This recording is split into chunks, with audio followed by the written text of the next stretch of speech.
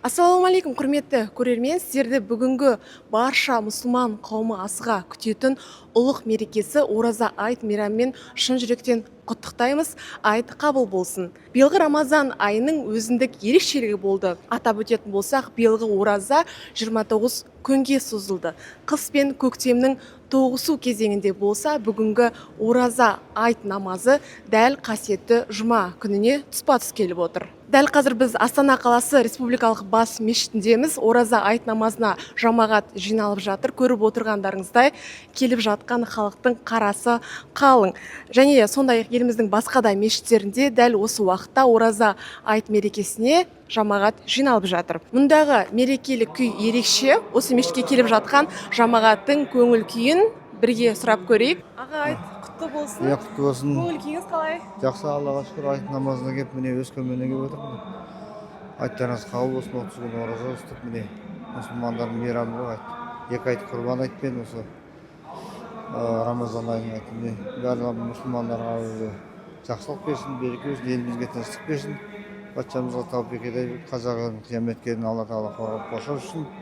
Елін ішкі жаудан, сыртқы жаудан сақтасын. Осы келесі жылы айтқа дейін аман-есен болуы нәсіп етсін. Жақсылықта, амандықта жолуы нәсіп етсін бәрімізге. Осы ораза айт мерекесін қалай өткізесіздер? Жақсы. Жақсы, рахмет. Амансыздар ма, қалдарыңыз қалай? Ораза айт құтты болсын. Әмин. Қалай өткіздіңіздер? Көңіл күйлеріңіз қалай? Көңіл күйіміз жақсы. Алла қабыл етсін. Алла тағала нәсіп етсін деп осы имандық жолында мешітке ұлыстың күніне келіп жатырмыз. Қош келдік бәріңе де. Бүгін қалай өткізесіздер күнді? Бұйырса енді көреміз енді. Отбасыларыңызбен арнайы дастархан жайып айтып Өзіміз білген дұғамызды жасап, Алладан өзіміз ақ ниетімізбенен солай тілек тілеп отырамыз енді. Алланың бұйрығы бойынша. Айт қабыл болсын. Әмин. Ортақ болсын.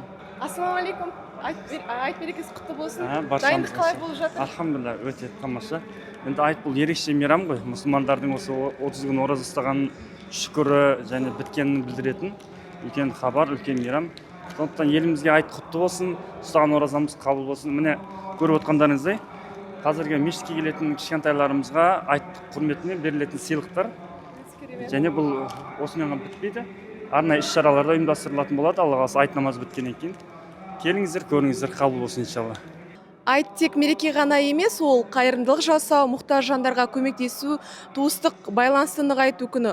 Бұл күні әрбір мұсылман ренжіскен адамдармен татуласып, үлкендерге құрмет көрсетіп, кішілерге қамқорлық танытады.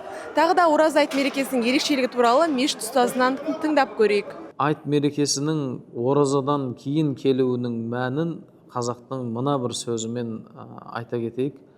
Әр оразаның айты бар, жасалған ізгіліктің қайты бар дейді.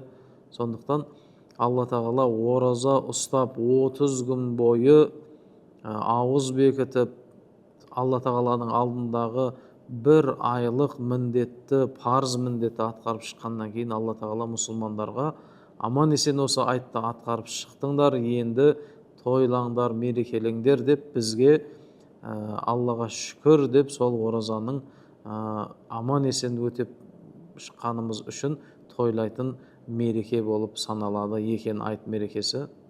Құрметті көрермен, баршаңызды ораза айт мерекесімен құттықтаймыз. Ұстаған оразаларыңыз, тілеген дұға тілектеріңіз қабыл болсын.